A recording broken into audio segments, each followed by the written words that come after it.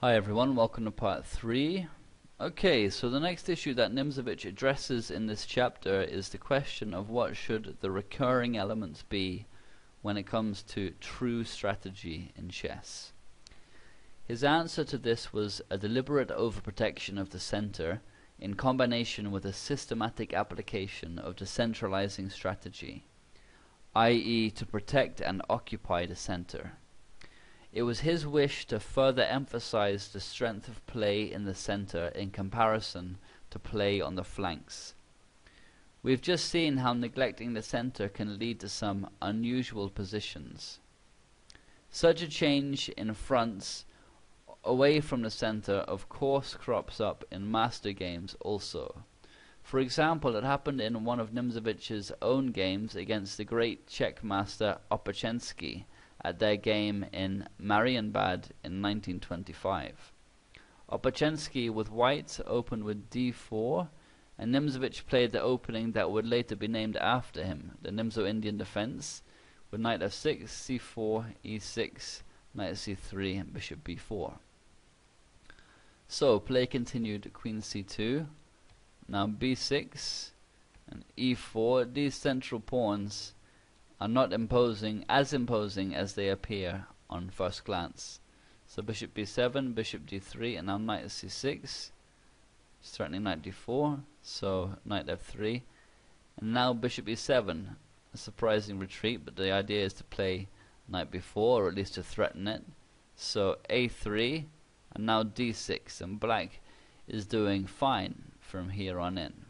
So play continued, castling, now e5, d5, knight b8, b4, knight bd7, and bishop b2. Opocensky, it becomes clear, was set on a kingside attack. However, in Nimzowicz's opinion, this was anti-positional.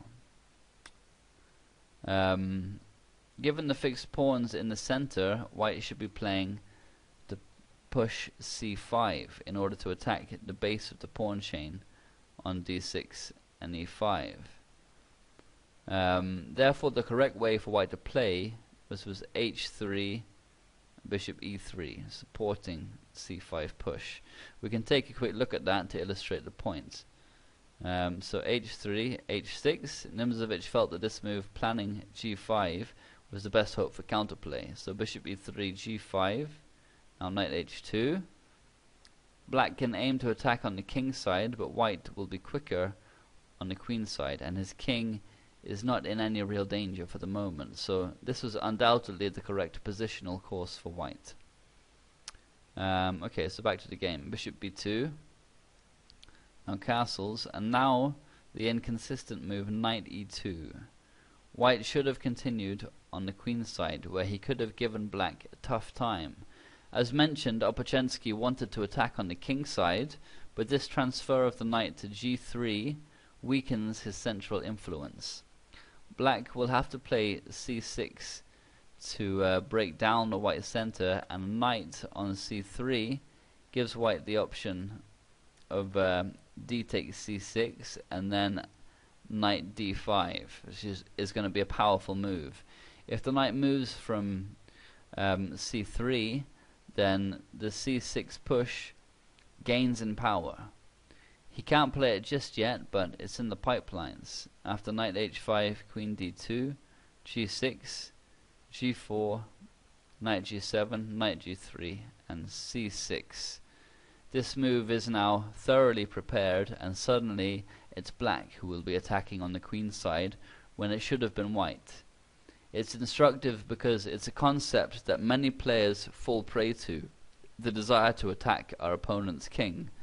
However, if this neglects the positional elements of the game, it's unsound unless it's directly winning, which is rarely the case. Nimzowitsch went on to win a nice game from this position. As mentioned, it does well to always bear in mind that play in the center will trump play on one of the wings 95% of the time. The player who controls the center in such a position should have the better prospects, everything else being equal.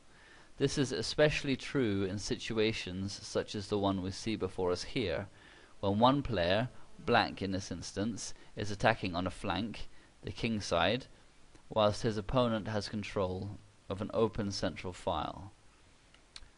The reason that any black attack will fail in this position is because his rooks are tied down to the unpleasant job of guarding the 7th and 8th ranks from penetration by the white rooks, which are primed and ready for action.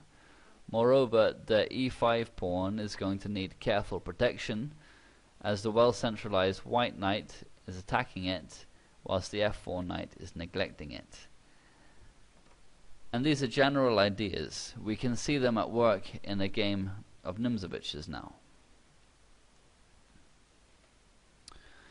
So, this was played between Rubinstein with white and Nimzowitsch at the San Sebastian tournament in 1912.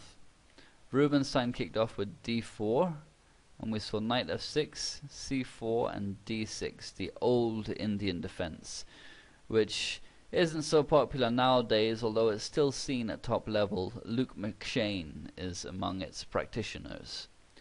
This game saw the main line, knight f3, knight bd7, knight c3, e5, e4, now bishop e7, a kind of King's Indian setup but without a fee and shadow. So bishop e2, now castles, rook e8, queen c2, bishop f8, b3, c6, bishop b2, and now knight h5, decentralizing from Nimzowitsch. That, he informs us, cost him first place in the tournament as well as 2,500 francs. So next came g3, presumably to stop knight f4. So knight b8, rook a d1, and here is what Nimzowitsch was talking about in the previous section, the central file. D takes e5 is threatened, exploiting the pin. So queen f6, and now knight b1, which Nimzowitsch gave an exclamation mark. It's a very nice maneuvering move. So bishop h3, rook fe1, now knight f4, and getting the knight to this square was the purpose of black's diversion from the center. However, as the subsequent play proves, it was a flawed conception. So d takes e5, d takes e5, this pawn is dropping, knight takes e5, rook takes e5, and now bishop f1. It's a nice move. There's no need to rush in taking the rook because it's pinned, although also playable was bishop takes e5, knight e2, queen e5, rook d8, and we see the strength of the central file immediately. So bishop f1, now knight d7, queen d2, and with this move all of black's diverted pieces are hanging in the air. The rook is pinned, the knight is hanging, and the bishop is very loose as well. And the soundness of black's play, Nimzowicz's play, is brought into question as an excellent refutation by Rubinstein. So bishop f1, the rook f1, knight h3 check, king g2, knight g5, threatening mate with queen f3, so f4, queen g6, fg5, and black is in dire straits here. Nimzowitsch played rook e4, but better than this was queen e4. I should know, to be avoided was this queen e4, king h3, now rook e7 because the knight was hanging, now rook d1 wins a piece. Rook e7 was probably the best bet, where bishop a3 is the best move because it forces c5. Again, not queen takes e4 check, king g1 c5, rook fe1, same problems as before. So c5, knight c3, and now we see the point of this bishop a3 forcing c5 because now knight d5 can be played, and there's no knight c5 for black, which is also an important point. But this d5 square is going to become an excellent outpost, and the base of white's subsequent play. So that's how black should have defended to put up the most resistance. So queen d7, rook e2 check, rook f2, and from here white won quickly, of course. And it was the worst defeat in Nimzowicz's entire chess career, but at least he had the modesty and the lack of arrogance to include it in his book, because it was instructive in the points that he was making, and it was only through losses like these that he could develop the system that made him famous. Okay, so move on to our next example. After that section, Nimzowitsch includes an article that he wrote that was published in 1923 concerning the giving up of the center in chess. I'm just going to summarize it quickly so that we may include its information in our understanding of Nimzowitsch. In it, he was referring to lines where black apparently gives up the center in openings such as the French defense with e4, e6, d4, d5, knight c3, and d takes e4. This move, d takes e4, constitutes a giving up of the center. It was considered that at the time, and it still is considered that in many schools today. But in Nimzowicz's opinion, there was a prejudice in such a way of thinking, and he gives a convincing argument as to why. Firstly, he highlights the fact that the center consists of squares, not pawns, so giving up a center pawn in this manner does not represent a giving up of the center per se.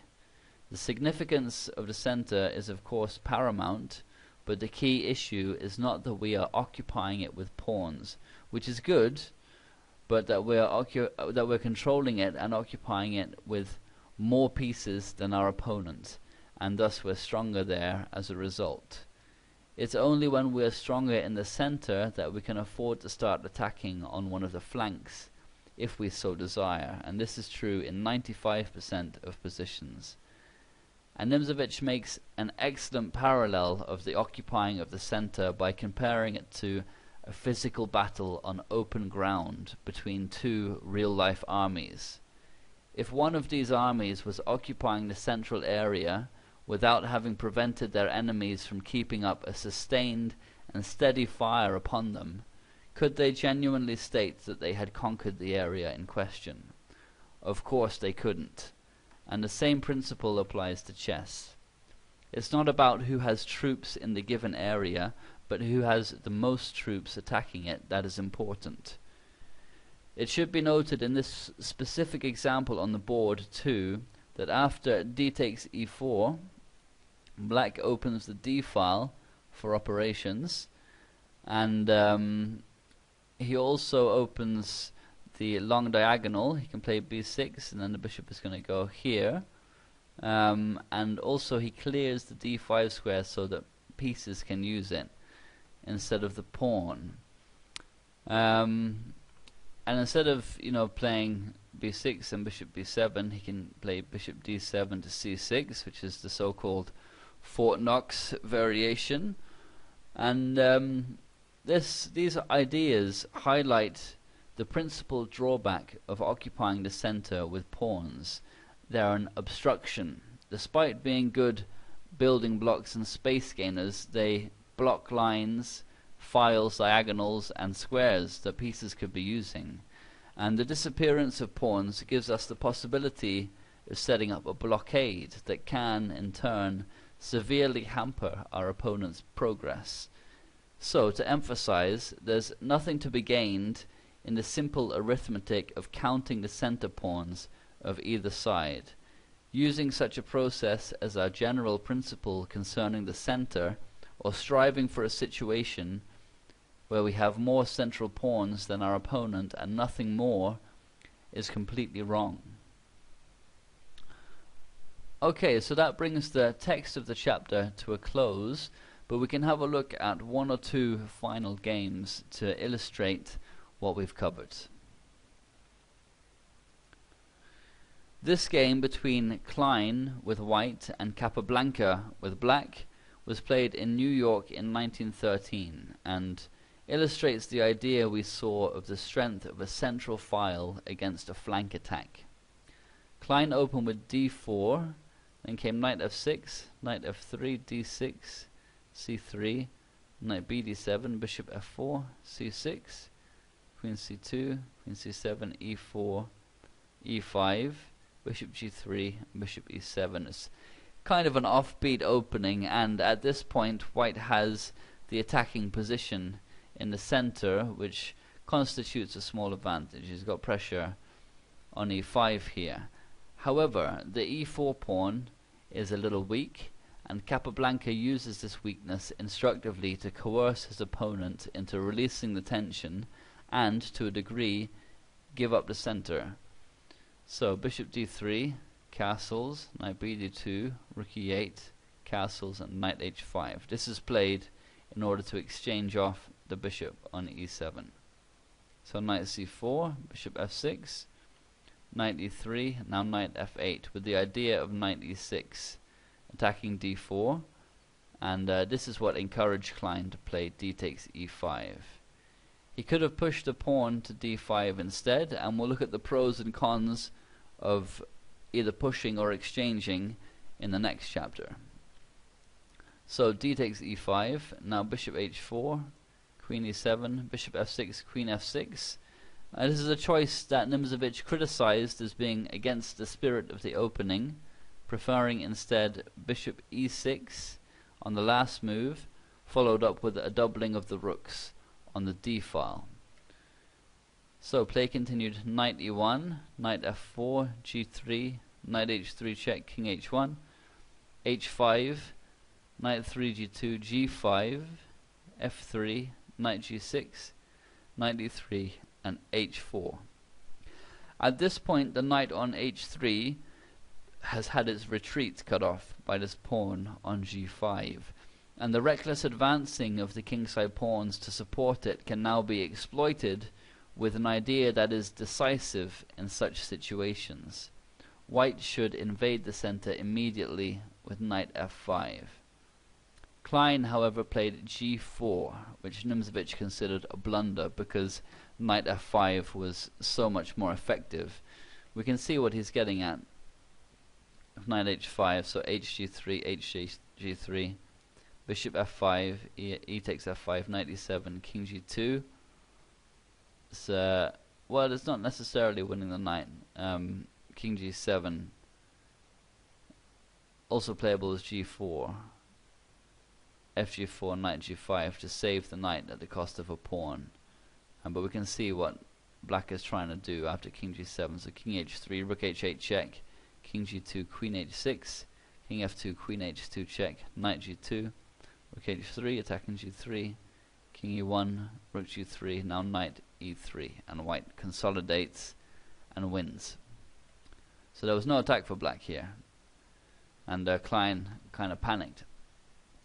So knight h4, due to this g4 push, the knight now has a cozy new home on f4.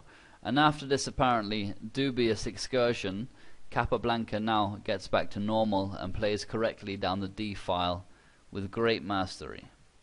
Rook f2, knight d3, knight d3, bishop e6, and we see the idea that was mentioned before. Rook d1, rook e d8, b3, knight f4, knight g2, knight d3, rook d3, rook d3, queen d3, rook d8. The d file is won. Queen e2, h3, knight e3, now a5. Black starts probing these weak pawns. This bishop is very nicely posted now. Rook f1, a4, and this forces c4 if white wants to hold on to his pawns.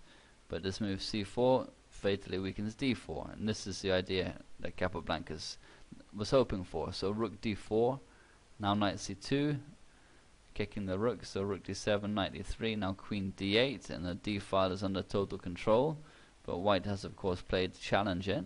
So rook d1, rook takes d1, knight takes d1, now queen d4, further centralization and use of this d4 outpost. So knight f2, b5, c takes b5, a takes b3, a takes b3, bishop b3, This threatens queen a1 check, which is going to be mating. So knight takes h3, and now bishop d1, queen f1, and c takes b5.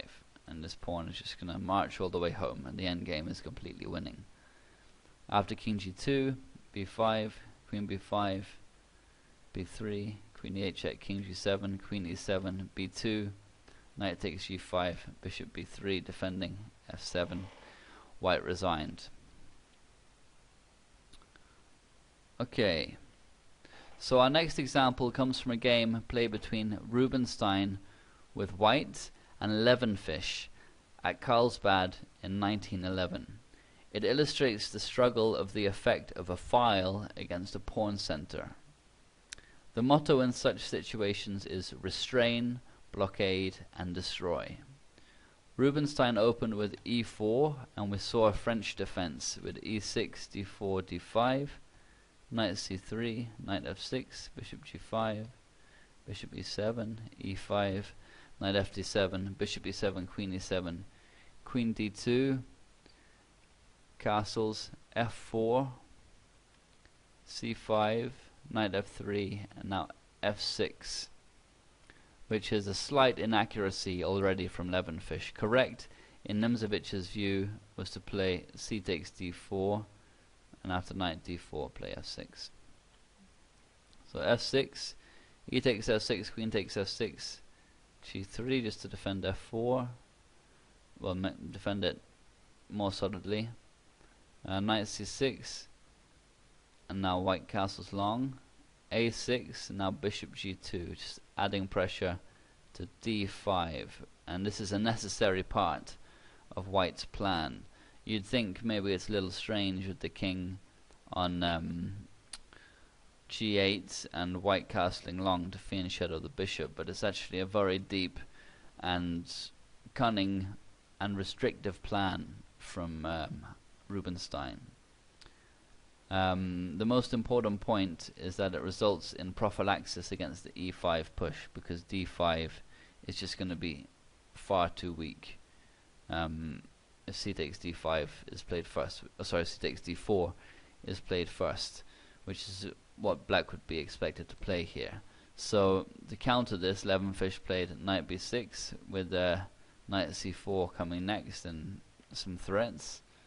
And Rubinstein has played specifically to prevent this e5 push as long as possible, and this is what his entire piece organization is engineered towards, because he realizes that if he stops that, black remains cramped, and some of his pieces, especially his bishop, is very bad.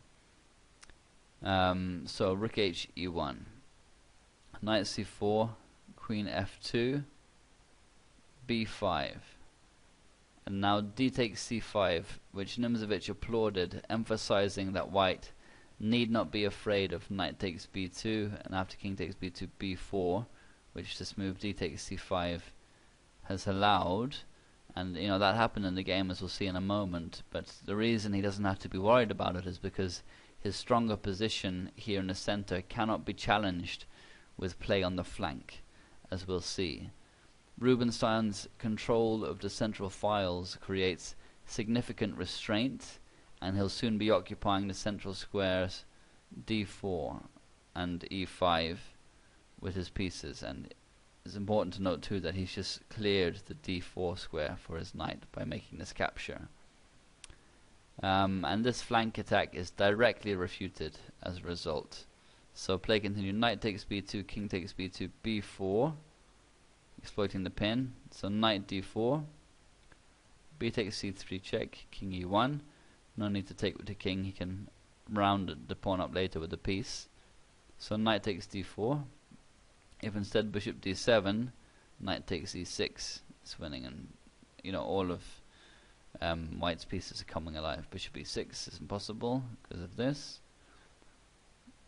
So knight d4 instead. So queen d4, rook b8, rook e3, g5.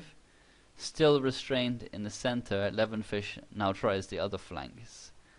Can't be good, but really he's gone wrong much earlier than this, and he's trying to make up for the make counterplay, but he's played the position wrong from the start, so it's obviously not going to go well.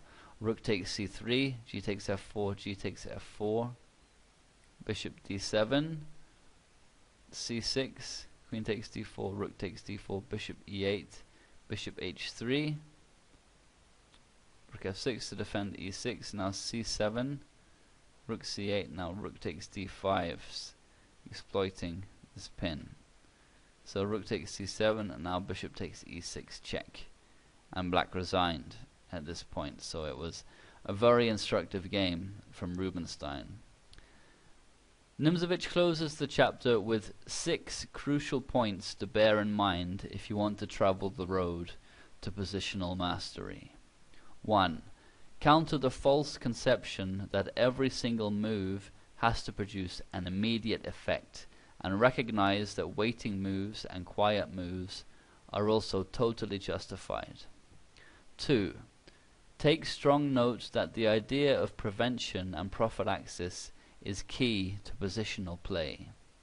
Therefore, struggle to prevent freeing moves from your opponent, and also ensure that you are not creating any internal disorganization of your own pieces in the process of bringing them into contact with your own strategically important points.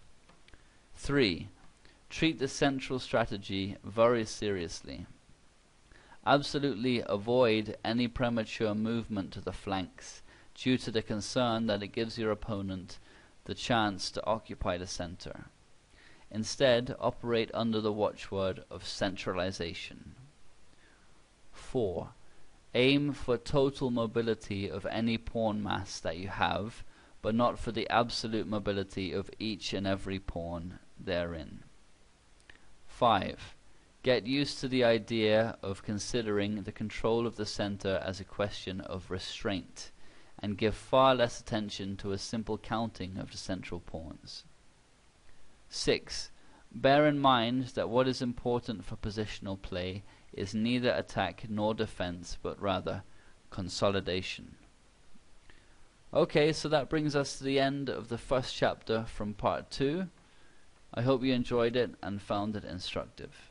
I'll be back as soon as possible with the next chapter. Cheers.